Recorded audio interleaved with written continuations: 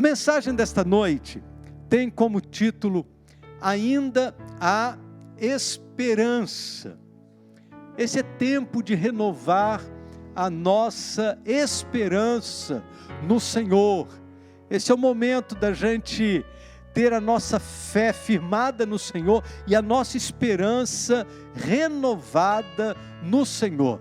E eu gostaria de convidar você para compartilhar da palavra de Deus. O texto que eu vou ler, ou o texto que eu vou compartilhar e meditar com você, é um texto um pouco longo, por isso eu não vou fazer toda a leitura desse texto, que está no livro do profeta Joel, capítulo 2, os versos de 12 até o verso de número 27. É um texto muito longo, mas esse texto da palavra de Deus, ele tem uma palavra de encorajamento e de desafio para a sua vida nesta noite, e certamente Deus tem algo de muito especial para falar ao seu coração. Então, abra sua Bíblia em Joel capítulo 2, você vai ficar com a sua Bíblia aberta aí no capítulo 2 do livro de Joel. O texto que nós vamos ler envolve, ou a palavra que eu vou compartilhar, envolve os versos do 12 até o verso de número 27, mas como eu disse, como é um texto bastante extenso, então eu vou comentando esse texto na medida em que vou dividindo da palavra de Deus com você nesta noite. A palavra, o nome Joel, significa o Senhor é Deus.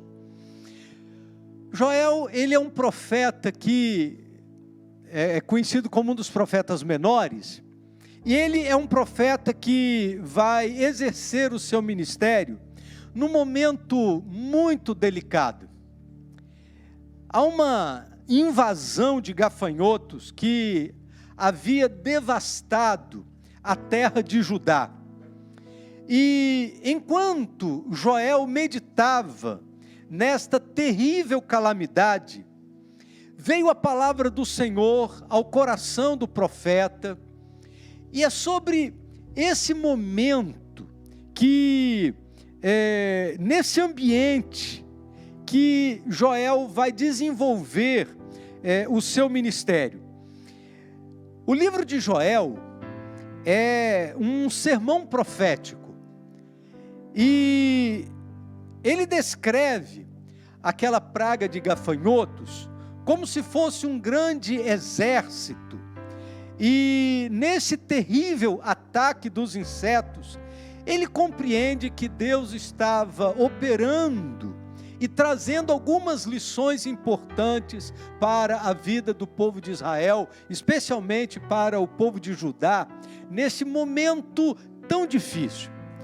É possível que, de alguma maneira, a gente possa fazer algum tipo de correlação entre o que estava acontecendo nos dias de Joel com o que está acontecendo em nossos dias também. Porque nós estamos vivendo um tempo de devastação.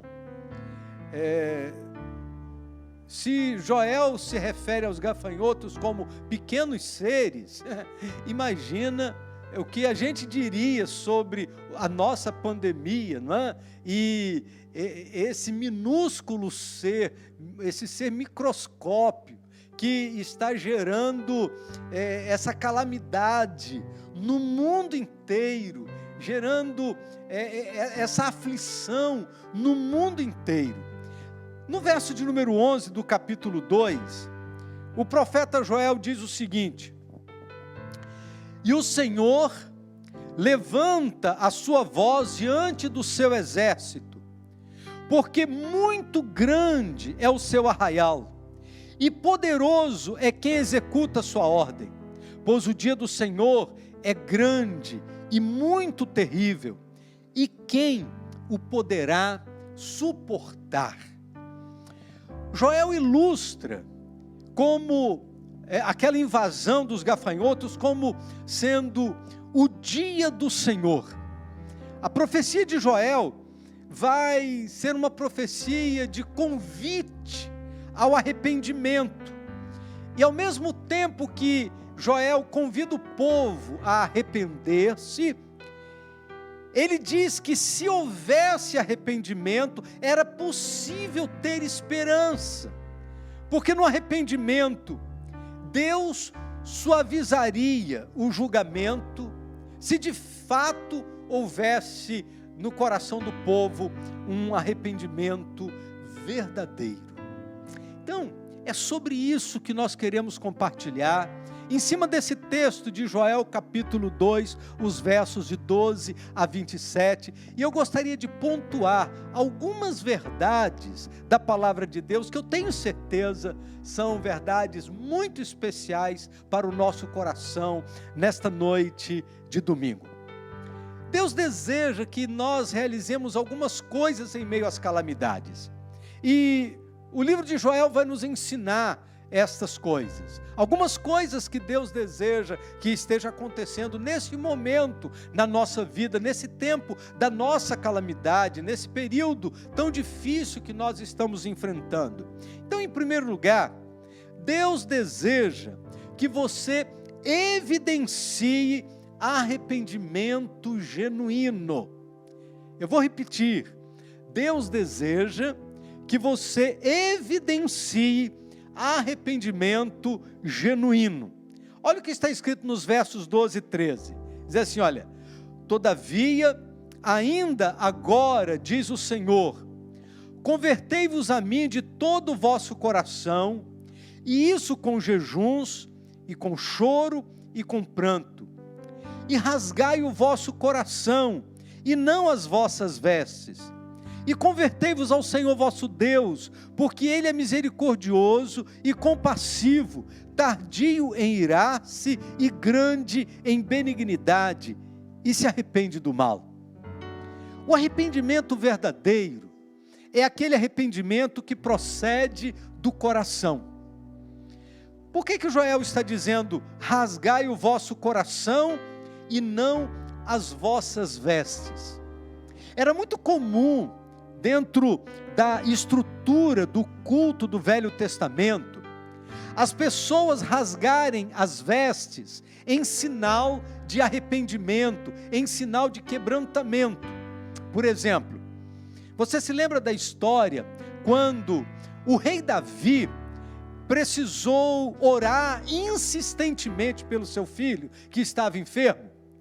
A Bíblia diz que o rei Davi tirou as suas vestes reais, se vestiu de saco, vestes maltrapilhas, para de alguma forma demonstrar o seu quebrantamento, pegou cinza, jogou sobre a sua cabeça, para demonstrar a sua desolação. Então era muito comum no Velho Testamento, as pessoas terem estas manifestações externas de arrependimento. O problema é que em alguns casos era apenas demonstração externa, porque do lado de fora, eles tinham toda aquela aparência de arrependimento, mas o coração estava longe de Deus. Se eles tinham expressões externas de arrependimento, eles tinham um coração soberbo. E aí, o profeta Joel, ele entra na história para dizer assim, olha, convertei-vos a mim de todo o vosso coração, diz o Senhor, e isso com jejuns, com choro, com pranto, rasgai o vosso coração, e não as vossas vestes. Isso significa o seguinte, Deus está muito mais interessado na sinceridade do seu coração, do que na expressão externa de alguma coisa. Porque eu posso estar aqui, de olhos fechados, levantando aqui a minha mão, mas se é apenas uma expressão externa de adoração, mas aqui dentro mesmo, minha mente, meu coração nem estão nesse lugar, é apenas uma expressão externa. E essa expressão externa, ela pode muito bem impressionar os homens, mas não impressiona a Deus. Sabe por quê? Porque Deus, Ele está muito mais interessado naquilo que vai no nosso coração do que naquilo que a gente apresenta externamente. Por isso o profeta Joel nos convida a uma mudança de postura. Ele diz assim, olha, convertei-vos a mim de todo o vosso coração. Convertei-vos a mim, mas que seja algo que provenha do coração e que provenha da totalidade do coração. Convertei-vos a mim de todo o vosso coração. Isso com jejuns, com choro, com pranto, porque quando há conversão verdadeira, quando há quebrantamento verdadeiro, existem algumas reações que são naturais. E aí ele diz assim, rasgai o vosso coração. Isto é, nós precisamos apresentar o nosso coração derramado diante do Senhor, nós precisamos apresentar a nossa vida quebrantada diante de Deus. Rasgai o vosso coração e não as vossas vestes, porque rasgar as vestes pode até impressionar os homens, mas se ela não vem acompanhada de humildade, se ela não vem acompanhada de quebrantamento, se não vem acompanhada de sinceridade, não resolve nada. E o profeta continua dizendo assim, e convertei-vos ao Senhor vosso Deus, porque Ele é misericordioso e compassivo, tardio em irar-se, grande em benignidade e que se arrepende do mal. Em outras palavras, ainda existe esperança. Nós estamos no meio dessa calamidade, mas ainda existe esperança, porque nós temos um Deus que é misericordioso, nós temos um Deus que é compassivo, nós temos um Deus que é tardio em irar-se, nós temos um Deus que é grande em benignidade, nós temos um Deus que não está desejando mal para ninguém. Deus não deseja o mal a ninguém. Não há espaço para a religião aparente, não há espaço para a gente viver na presença de Deus no domingo e viver fora da presença de Deus de segunda a sábado. Não há espaço para a gente ter uma mudança exterior e não ter uma mudança interior. Quando é mudança do lado de fora, querido, é só estética. E a estética não interessa a Deus. Deus está muito mais interessado na ética do que na estética. Por isso, era necessário uma mudança que viesse do coração. Então, a primeira lição que nós aprendemos através do profeta Joel é que nós precisamos evidenciar um arrependimento genuíno. Não pode ser um arrependimento de palavra, de boca, não pode ser um arrependimento de aparência, precisa ser um arrependimento genuíno que venha do profundo do nosso coração. Em segundo lugar, Deus deseja que você ofereça uma adoração profunda. Olha o que está escrito nos versos 14 e 15. Diz assim, olha, quem sabe se não se voltará e se arrependerá e deixará após si uma bênção em oferta de cereais e libação para o Senhor vosso Deus. Tocai a trombeta em Sião, santificai um jejum, convocai uma assembleia solene. Olha, Joel ele sai da desolação para a promessa. Ele parte do caos para falar de bênçãos e de adoração e de louvor. E ele diz, olha, tocai a trombeta em Sião, santificai um jejum, convocai uma assembleia solene, todos devem comparecer, ninguém deve ficar de fora. A assembleia solene só acontece em momentos especiais e por motivos especiais. A ira de Deus, por causa do pecado, só seria afastada quando todo o povo se quebrantasse diante do Senhor e confessasse os seus pecados. Adoração profunda envolve vida de santidade diante dele. Adoração profunda não é simplesmente cantar muito, tocar muito ou fazer qualquer coisa muito para Deus. Adoração profunda, ela acontece quando ela é acompanhada de uma vida de santidade, de um compromisso de vida na presença do Senhor. No verso de número 16, há uma expressão muito interessante, quando diz assim, olha, congregai o povo, santificai a congregação, ajuntai os anciãos, congregai os meninos e as crianças de peito, saia o noivo da sua recâmara e a noiva do seu tálamo. O convite aqui é para que a gente priorize as coisas de Deus de uma forma intencional e intensa. E aí, a ação, a palavra do profeta vai atingir vários grupos específicos. Eles olham assim, primeiro ele diz, congregai o povo, santificai a congregação. Mas agora ele diz assim, olha, ajuntai os anciãos, congregai os meninos, as crianças de peito, isto é, de todas as idades, todos os níveis, todos são convidados a estarem na presença do Senhor.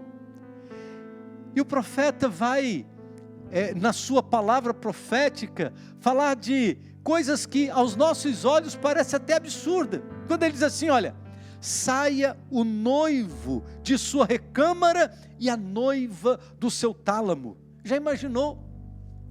Um jovem casal, prontos para a sua lua de mel, recém-casados, abrir mão desse momento tão esperado por uma convocação à santidade. Você já pensou o drama e a grandeza desse convite? Era uma metáfora, é verdade, mas era uma convocação à santidade.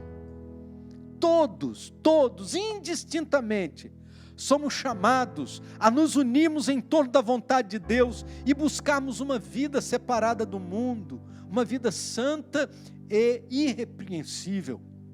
Mas em terceiro lugar, Deus deseja que você apresente um coração quebrantado. Verso de número 17, o profeta Joel diz assim, chorem os sacerdotes, ministros do Senhor, entre o alpendre e o altar, e digam, poupa teu povo, ó Senhor, e não entregues a tua herança ao opróbrio, para que as nações façam escárnio dele, porque diriam entre os povos, onde está o seu Deus? Todo quebrantamento, ele começa na atitude da liderança. Por isso, nós louvamos muito a Deus pela liderança da nossa igreja, nesse momento de pandemia, todos unidos, movidos pelo mesmo pensamento, movidos pelo mesmo coração, líderes unidos em oração, clamando pela misericórdia de Deus, pela nossa nação, clamando pela misericórdia do Senhor sobre a nossa cidade, clamando pela misericórdia do Senhor sobre a nossa família, sobre a nossa igreja. Nossa gente precisa entender a necessidade de buscar ao Senhor e dizer, olha, nós não vamos entregar a nossa herança nas mãos do inimigo, e nós não vamos desanimar no meio dessa pandemia. Sabe por quê? Quando o povo de Deus desanima, aqueles que ainda não são povo de Deus fazem essa pergunta, onde está o seu Deus? Mas você acredita em Deus? Onde está o seu Deus? Cadê a esperança?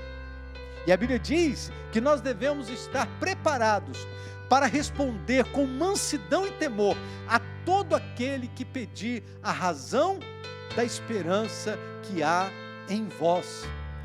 Sabe, queridos, uma das coisas que diferencia aquele que tem colocado a sua fé em Jesus, não é necessariamente que ele esteja livre dos problemas da vida. Não, não é isso. É que nós passamos pelas lutas da vida com o nosso coração cheio de esperança. E quando o mundo perguntar para nós, onde está o teu Deus?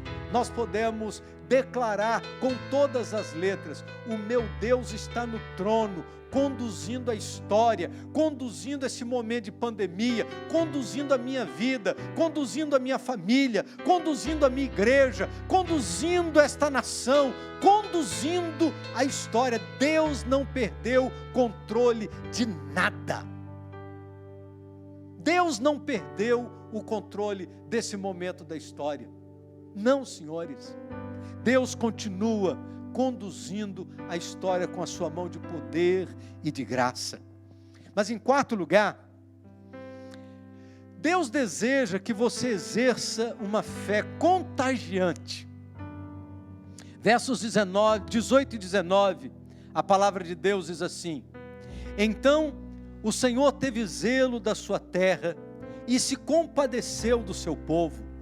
E o Senhor respondendo disse ao seu povo: eis que vos envio o trigo, o vinho e o azeite, e deles sereis fartos, e não entregarei mais ao opróbrio entre as nações. Havia uma promessa de Deus sobre o seu povo. E a promessa de Deus é que Deus enviaria 3 elementos. Trigo, isto é, Deus não deixaria o seu povo sem o sustento, porque o trigo significava o pão. Deus não lhes deixaria faltar o vinho, isso significa, Deus não deixaria que o seu povo permanecesse sem alegria. E aquele momento de catástrofe, aquele momento de calamidade, era um momento que estava roubando a alegria do povo. E Deus não os deixaria sem azeite. Azeite no Velho Testamento representa um precioso remédio, representa combustível para as lamparinas, mas é também a representação da unção de Deus na vida do seu povo. E Deus está prometendo através do profeta Joel o seguinte: eu vos envio trigo, vinho e azeite. Isso significa, todas as provisões de Deus estão disponíveis para o povo de Deus. Esses elementos representam o suprimento de todas as necessidades do povo de Deus. Olha o que está escrito no verso 21. Não tenha medo, ó terra, regozije-se e alegre-se, o Senhor tem feito coisas grandiosas. Talvez esta seja uma palavra que se aplica muito bem a esse momento. Quando olhamos o medo tomando conta de todas as nações, quando olhamos tanto nações de primeiro mundo, com todos os recursos tecnológicos e científicos a seu favor, até aquelas nações mais atrasadas, todo mundo vivendo no mesmo tempo de calamidade. O profeta Joel, então, no capítulo 2, verso 21, ele diz: não tenha medo, ó terra, regozije-se e alegre-se, o Senhor tem feito coisas grandiosas. Talvez você, no primeiro momento, leia esse versículo da palavra de Deus e diz assim: mas como não ter medo? Como não ficar apavorado? Como não ficar em desespero? Como alegrar-se? Como regozijar-se num momento tão difícil como esse que nós estamos vivendo? A resposta está no finalzinho do verso, quando a Bíblia diz assim: o Senhor tem feito coisas grandiosas. Diante daquela invasão dos gafanhotos, Joel diz assim: regozije-te, alegre-se, o Senhor tem feito coisas grandiosas. Alguma invasão indesejada em sua vida hoje? É possível que você esteja vivendo algo parecido com aquilo que estava acontecendo naquele momento da história. ouça a voz do profeta dizendo para nós: não tenha medo, ó terra, regozije-se e alegre-se, o Senhor tem feito coisas grandiosas. Em outras palavras, confie, descanse o seu coração e confie no Senhor. É como se Joel estivesse dizendo o seguinte: tem gente valorizando demais os gafanhotos. Tem gente que está tão preso aos gafanhotos que esqueceu-se daquele que faz o gafanhoto, daquele que ordena o gafanhoto, daquele que diz: chega. Podemos colocar o foco da nossa vida nos gafanhotos, ou podemos colocar o foco da nossa vida na provisão de Deus. Deus tem feito coisas grandiosas e nós podemos confiar plenamente no que Ele está fazendo a nosso favor. Mas em quinto lugar, Deus deseja que você tenha esperança de dias melhores. Verso de número 23 diz assim: alegrai-vos, pois, filhos de Sião, regozijai-vos no Senhor vosso Deus, porque Ele vos dá a justa medida, a chuva temporã, e faz descer abundante chuva, a temporã e a serôndia como dantes. Alegrai-vos, confie no Senhor. Deus não se esqueceu das suas promessas, Deus não se esqueceu de seus filhos, Deus não está alheio ao sofrimento. Olha a promessa de Deus, verso de número 25 diz assim: assim vos restituirei os anos que foram consumidos pela locusta voadora e a devoradora, a destruidora e a cortadora, o meu grande exército que enviei contra vós. Os gafanhotos vieram e eles foram consumindo, cada um ao seu jeito. Veio a locusta voadora, depois a devoradora, a destruidora e a cortadora, e deixou a terra arrasada. Mas Deus diz assim: eu vos restituirei os anos que foram consumidos. É preciso crer que Deus continua controlando todas as coisas. Louve o seu nome pelos seus poderosos feitos. Olha o que está escrito no verso 26: comereis abundantemente e vos fartareis, e louvareis o nome do Senhor vosso Deus, que procedeu para convosco maravilhosamente, e o meu povo nunca mais será envergonhado. Aleluia!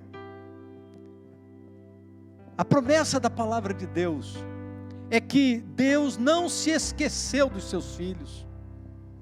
Naquele momento de desolação, quando o povo só via a terra seca, todo o mato cortado, toda a plantação devastada, imagina o prejuízo. Aqueles que tinham lançado a semente na terra com a esperança de uma grande colheita, agora vem toda a roça devastada pelos gafanhotos, todo mundo desesperado, sem saber o que fazer.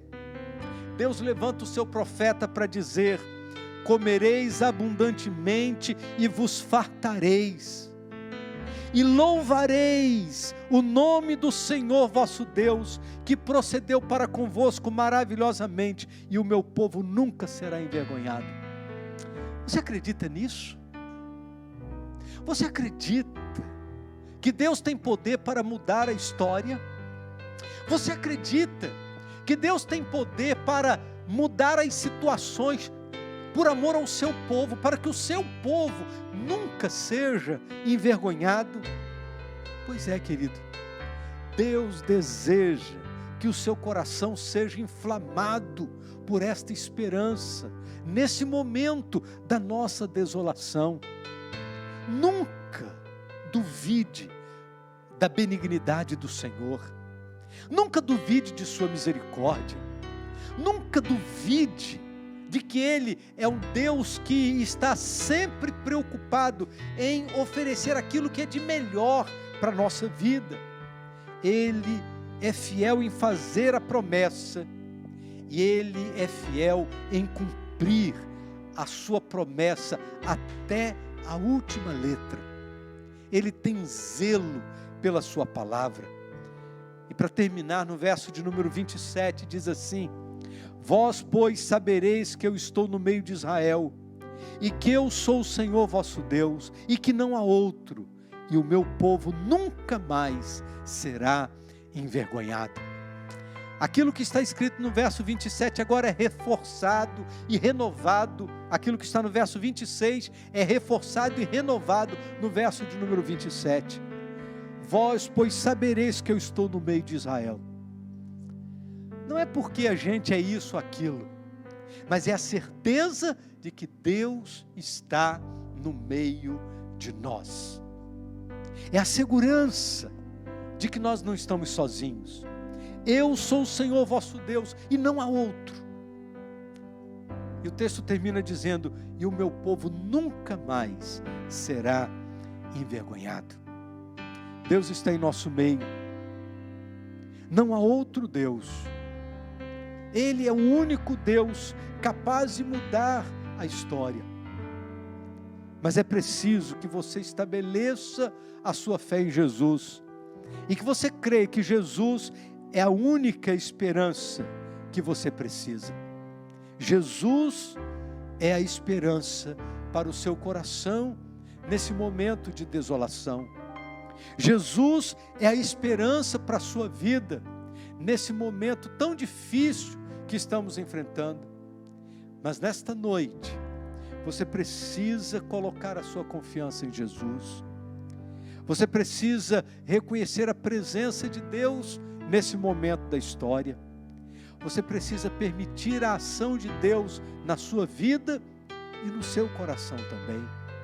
Então, eu quero convidar você a, nesse momento, a partir da profecia de Joel, dessas palavras tão significativas que nós compartilhamos com você nesta noite, eu quero convidar você a alguns passos. Primeiro, eu quero convidar você a um arrependimento genuíno. Foi a primeira coisa que eu falei nesta mensagem. Porque Deus está interessado na verdade do seu coração. Então, nesse momento, é o momento de você dizer: Senhor, eu me arrependo dos meus pecados.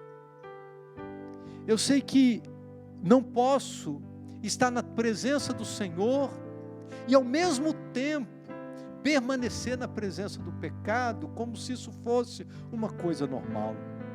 Por isso, nesta noite, entra no meu coração, Senhor. Eu preciso mudar de vida. Eu preciso reconhecer a grandeza do Senhor. Eu quero apresentar ao Senhor nesta noite o meu coração quebrantado, a minha vida derramada diante do Senhor. A tua promessa diz que o Senhor vai nos dar provisões, o Senhor vai dar trigo, vinho e azeite, demonstração de provisões plenas, de tudo que eu preciso. O Salmo de número 23, que nós estamos compartilhando no Café com Fé nessa semana, diz assim: o Senhor é meu pastor, nada me faltará. Quando nós temos o Senhor presente na nossa vida, nós não temos falta. Ele supre nossas necessidades, Ele nos dá pão, Ele nos dá alegria, Ele nos dá o combustível para viver, Ele nos dá da sua unção, do seu cuidado, Ele dá trigo, vinho e leite, diz a palavra, e azeite, diz a palavra de Deus. Mas nesta noite, você precisa renovar a sua esperança no Senhor, recebendo a Jesus como seu Salvador pessoal, depositando em Jesus Cristo a sua fé. E esse é o momento, ó Deus, esse é o momento para você tomar essa decisão. Esse é o momento de você dizer: Senhor, eu entendo que Jesus é a esperança que eu preciso. Jesus é a esperança que a minha família precisa. Por isso, nesta noite, eu quero depositar em Jesus Cristo a confiança de meu coração. E quero receber também esta promessa, da certeza da tua presença na minha vida, da certeza da tua presença na minha casa. E o texto termina dizendo: vós, pois, sabereis que eu estou no meio de vós. Eu estou no meio de vós, que eu sou o Senhor e não há outro. E o meu povo nunca mais será envergonhado. Deus não quer que você passe o vexame de uma vida desgraçada, de uma vida miserável. Deus não quer que você passe o vexame de uma vida sem esperança. Deus não quer que você passe pela vergonha de uma vida sem rumo, sem direção, desolado. Deus quer alegrar o seu coração nesta noite, mas para isso é preciso você depositar em Jesus Cristo a sua fé. E eu quero orar a Deus por sua vida nesse momento. Feche seus olhos. Onde você está? Deposite a sua confiança em Jesus nesse momento.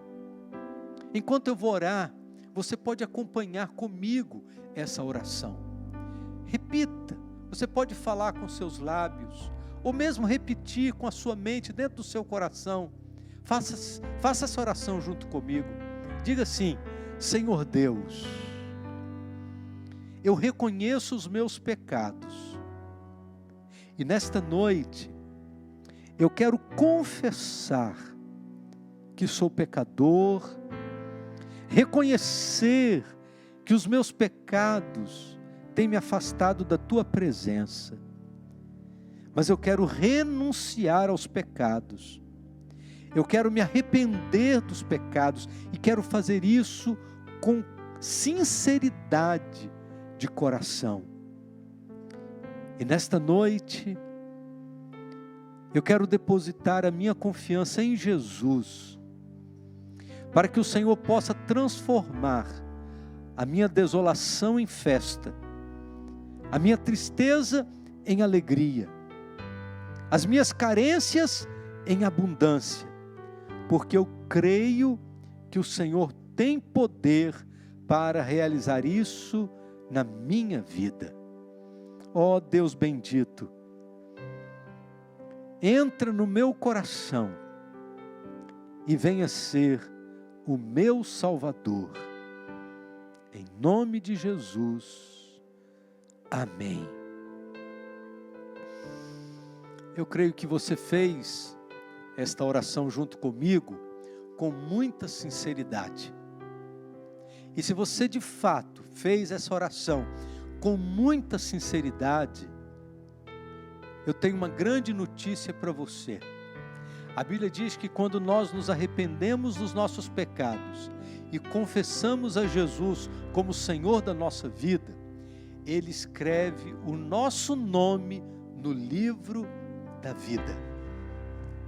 E há uma alegria no céu, há uma festa no céu, quando um pecador se arrepende, diz a palavra de Deus. Por isso, esse momento é um momento de alegria, é um momento de regozijo, é um momento de festa, porque Deus está restituindo a alegria do seu coração, Deus está restituindo a sua família nesse momento, Deus está trazendo novidade de vida para a sua vida, meu irmão, minha irmã, meu querido, minha querida. E nós queremos colocar a sua vida nas mãos do Senhor, queremos orar por você, você que nesta noite tomou essa decisão de fé.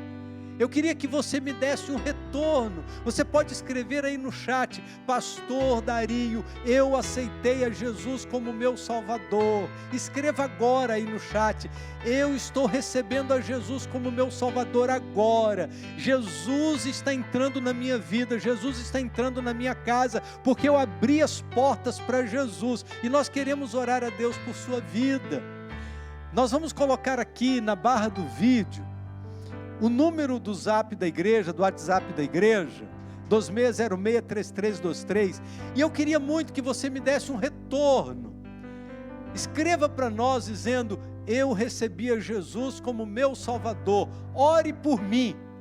Nosso ministério de oração vai orar por você, nosso ministério de integração vai fazer contato com você ainda esta semana, para que você possa caminhar conosco nesta confiança, na certeza de que o Senhor, Ele cumpre para conosco todas as suas promessas, porque Jesus é a esperança que você precisa.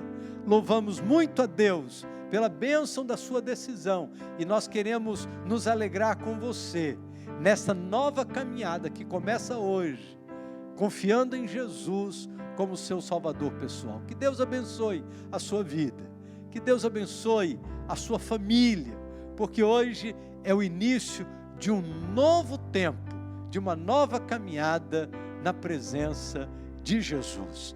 Deus abençoe, querido. Foi um privilégio muito grande para nós podemos cultuar ao Senhor e poder chegar na sua casa, chegar no seu celular, na sua televisão, chegar no seu tablet e poder, nesse momento, através desse canal, compartilhar da palavra de Deus, dividir esse momento tão significativo para nós e cremos para você também.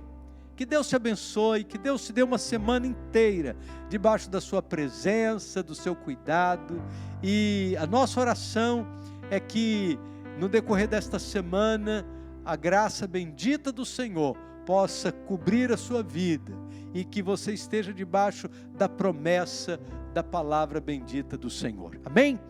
Antes de orar, para terminar a celebração, o pastor Marco Antônio vai vir aqui orar.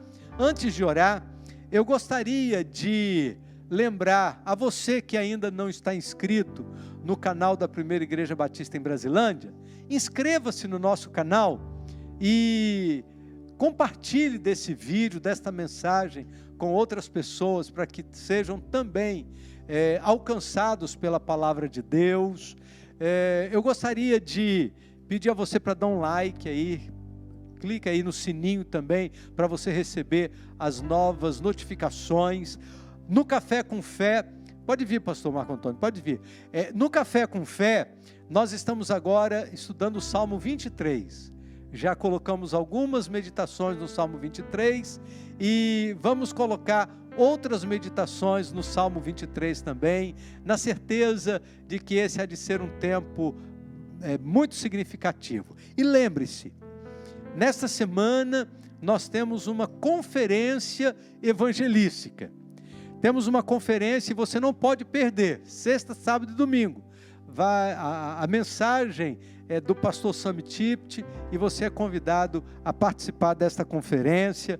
Certamente Deus há de falar ao coração de todos nós, por ser uma conferência evangelística. Então convide aí os seus amigos, sua família, e nós estamos certos que há de ser um tempo de salvação, de vidas transformadas pelo poder e pela graça do Senhor Jesus. Pastor Marco Antônio vai nos conduzir ao Senhor nesse momento de oração. Deus bendito, nosso Pai, nós te louvamos por esta noite de celebração ao Senhor, ó Deus. Te louvamos, ó Deus, por esta noite de salvação, noite de arrependimento, ó Deus. Muito obrigado, ó Deus, pela presença do Senhor no nosso meio, Deus. Nós somos gratos ao Senhor, somos gratos, ó Deus, pela graça do Senhor, que tem alcançado vidas, tem transformado, ó Deus, famílias para a glória do Teu nome.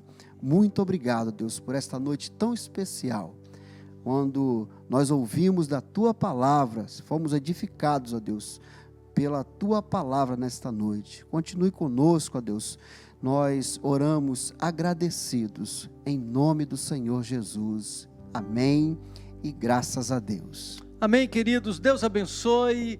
Tenha uma semana inteira debaixo da graça do Senhor.